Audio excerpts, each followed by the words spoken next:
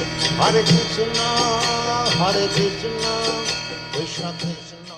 പ്രഭുപാദിന്റെ ശിഷ്യനായിട്ടുള്ള സിദ്ധാന്ത പ്രഭു എന്റെ പുസ്തകത്തിൽ നിന്ന് വായിച്ചാണ്.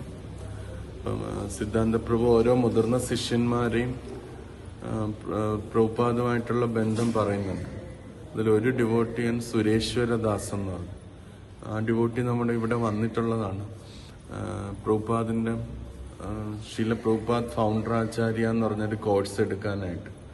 അപ്പം അതില് അദ്ദേഹമാണ് GBC ഫൗണ്ടറാചാര്യ കോഴ്സ് എടുക്കാനായിട്ട്. അപ്പം അദ്ദേഹത്തിന്റെ ബ്രഹ്മചാരി സമയത്തുള്ളൊരു കാര്യമാണ്. അപ്പം അതില് സുരേഷ് പ്രഭു ഒരു വട്ടം പ്രഭുപാദിന്റെ കൂടെ നടക്കുന്ന സമയത്ത് 1975 മിയാമി ബീച്ചിൽ വെച്ചിട്ടാണ് നടക്കുന്നത്.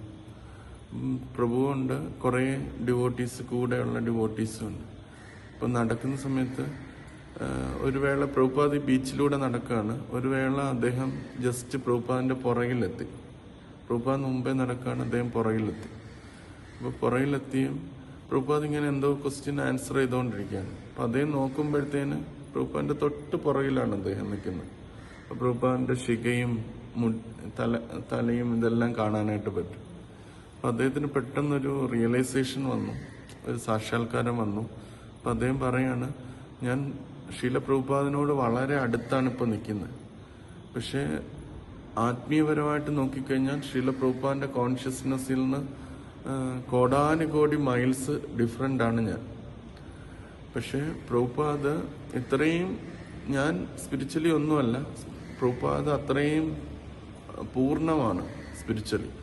പക്ഷേ അദ്ദേഹം എനിക്ക് അദ്ദേഹത്തിന്റെ വാണിയിലൂടെ നിർദ്ദേശങ്ങൾ തരുന്നുണ്ട്, ഈ ഇൻസ്ട്രക്ഷൻസ് തരുന്നുണ്ട് എന്ന് അദ്ദേഹം ഇങ്ങനെ പറയുന്നുണ്ട്.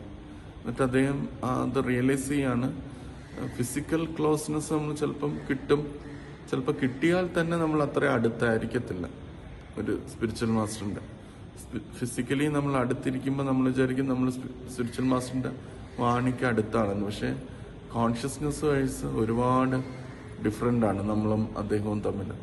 പക്ഷെ അദ്ദേഹം എന്നിട്ടും ആ കാരുണ്യത്തോടെ അദ്ദേഹത്തിന്റെ നിർദ്ദേശങ്ങൾ നൽകുന്നുണ്ട്.